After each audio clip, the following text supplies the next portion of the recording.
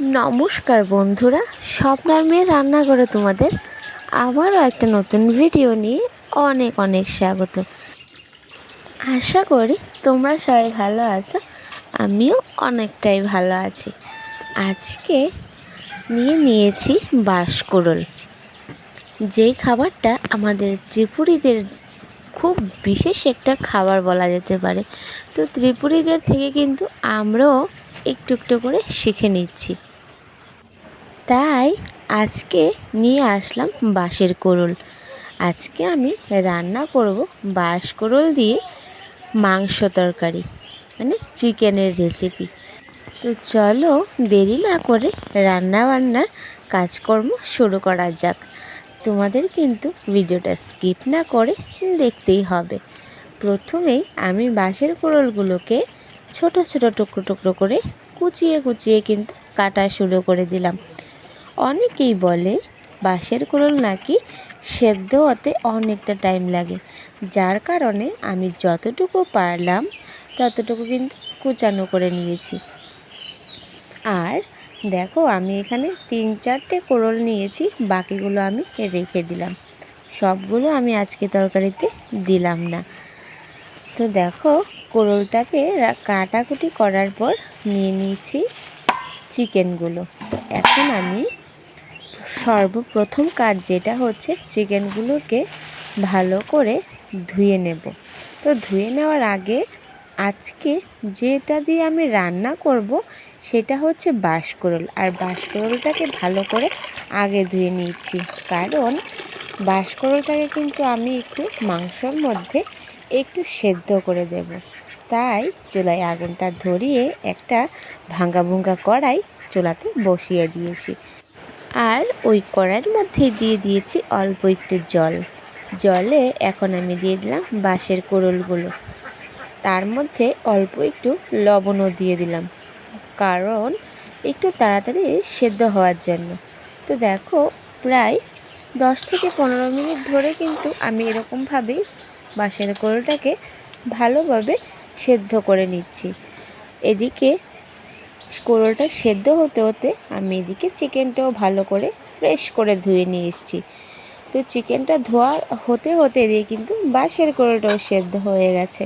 এখন আমি এই ভাঙ্গা ভুঙ্গা কড়াইটা চুলা থেকে নামিয়ে নেব। তো ভাঙ্গা ভুঙ্গা কড়াইটা চুলা থেকে নামিয়ে এখন আমি বসিয়ে দিলাম ভালো কড়াই। আর কড়াইটা যখন গরম হয়ে গেছিলো তাতে দিয়ে দিলাম অনেকটা পরিমাণে তেল। এখন ওই বেশি তেলের মধ্যে আমি কিন্তু আলু আর গোটা পেঁয়াজটাকে লবণ হলুদ দিয়ে ভালো করে কিন্তু ভেজে নিচ্ছি। তো অনেকটা টাইম আমি এরকম আলু আর পেঁয়াজটাকে ভালো করে নাড়াচাড়া করতে করতে একটু ব্রাউন কালার শেড নিয়ে নিয়েছিলাম। তারপরে আমি একটা থালার মধ্যে আলু আর পেঁয়াজগুলোকে নামিয়ে নিয়েছি অল্প অল্প করে।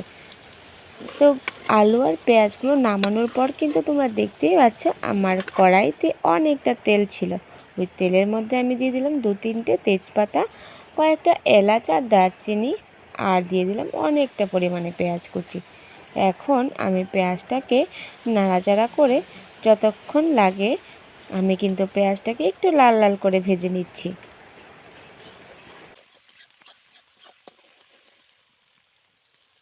পেঁয়াজটাকে ভাজা হতে হতে আমি এদিকে কিন্তু রসুনটাও বেটে নিয়েছি। আর এই যে দেখো, এখন আমি দিয়ে দেব পেঁয়াজের মধ্যে রসুন বাটা। এখন আমি পেঁয়াজ আর রসুন দুইটা উপকরণকেই কিন্তু ভালো করে ভেজে নিয়েছি। যখন পেঁয়াজ রসুন ভাজা হয়ে গেছে তখন আমি দিয়ে দিলাম মরিচ বাটা। মরিচটাকে আমি অনেকটা সময় নিয়ে কিন্তু অনেকটা ভালোভাবে ভেজে নিয়েছি। আর যখন মরিচটা একটু ভাজা হয়ে গেছিলো তখন আমি আস্ত কয়েকটা রসুন দিয়ে দিয়েছি, কারণ আমার বরমশাই এরকমভাবে আস্ত রসুন খেতে ভালোবাসে। তোমরা যদি এরকমভাবে রসুন আস্ত খেতে ভালোবেসে থাকো তাহলে অবশ্যই দিতে পারো, আর যদি ভালো না বেশি থাকো তাহলে স্কিপ করে নিতে পারো।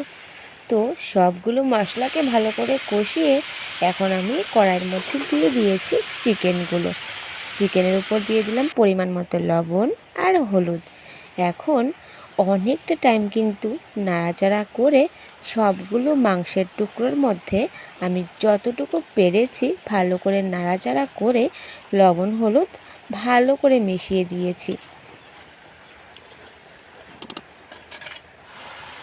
তারপরে নাড়াচাড়া করার পর এখন দিয়ে দিলাম সবথেকে ইম্পর্টেন্ট জিনিস, যেটা আজকে আমি প্রথমবার রান্না করছি, বাঁশের কোড়ল দিয়ে চিকেনের তরকারি, মানে চিকেন রেসিপি। তো এখন আমি বাঁশের কোড়লটাকেও চিকেনের মধ্যে দিয়ে ভালো করে নাড়াচাড়া করে মিশিয়ে দিয়েছি। এখন দিয়ে দিলাম অল্প একটু ঢাকা, আর ঢাকা দিয়ে একটু সেদ্ধ হতে হতে আমি দিকে কিন্তু আদাটাও বেটে নিয়েছি।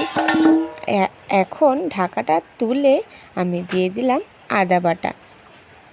আজকে আমি সবগুলো মশলা কিন্তু আলাদা আলাদাভাবে দিচ্ছি, সেটাই কিন্তু আজকে একটু ইউনিকভাবে রান্না, যেটা বাঁশের কোড়ল দিয়েও রান্না করছি বলতে পারো, আর সবগুলো মশলা কিন্তু আলাদা আলাদা দিয়ে রান্না করছি সেটাও বলতে পারো। এখন আদাটাকে দিয়েও কিন্তু আর একটু নাড়াচাড়া করে নিলাম। হ্যাঁ, তো নাড়াচাড়া করে এখন আমি মাংসটাকে ভালোভাবে কিন্তু কষাতে লাগলাম। তো দেখো, তোমরা কিন্তু দেখতেই পাচ্ছ মাংসটা কিন্তু প্রায় কষানো হয়ে যাচ্ছে। এখন আমি দিয়ে দেব মাংসের মধ্যে ভেজে রাখা আলু আর পেঁয়াজগুলো। যেহেতু মাংসটা প্রায় কষানো হয়ে গেছে, তাই আমি এখন আলুগুলো দিয়ে দিলাম। আর আলুগুলো দিলে কিন্তু সেই বেঁচে থাকা জলটা কিন্তু ভালোভাবে আলু চুষে নিতে পারে। আর আলুটা দিয়ে এখন আমি দিয়ে দিয়েছি অল্প একটু জিরের গুঁড়ো। জিরের গুঁড়োটা দিয়েও আমি আবারও একটু নাড়াচাড়া করলাম। আজকে মাংসটার মধ্যে কিন্তু অনেকটা নাড়াচাড়া করতে হবে, কারণ যেহেতু আমি একটু শুকনো শুকনোভাবে রান্না করছি। তারপরে আমি দিয়ে দিলাম টমেটো কুচি, ঠিক আছে। তো টমেটোটা দিয়ে আবারও একটু নাড়াচাড়া করে এখন আমি দিয়ে দিলাম অল্প পরিমাণে করে করে জল, মানে মাংসের ঝোল। তো এখন আমি একটু নাড়াচাড়া করে মাংসটাকে ভালো করে সেট হতে রেখে দিলাম বড় করে আগুন দিয়ে 5 মিনিট।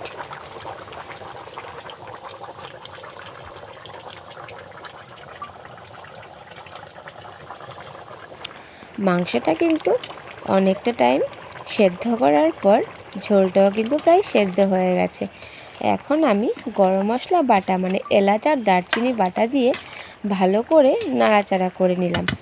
তো হয়ে গেল কিন্তু রেডি আজকের বাঁশকোড়ল দিয়ে চিকেনের তরকারি। তো তরকারিটা হয়ে গেছে, এখন আমি নামিয়ে নিলাম। চলো নামিয়ে তোমাদেরকে দেখাই আজকের তরকারির স্পেশাল লুকটা কীরকম লাগছে।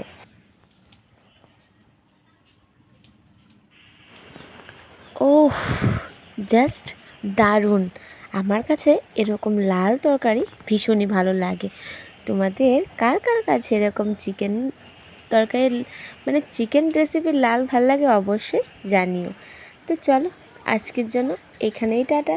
সবাই ভালো থাকো, সুস্থ থাকো, আর আমাকে সাপোর্ট করতে থাকো। Bye bye.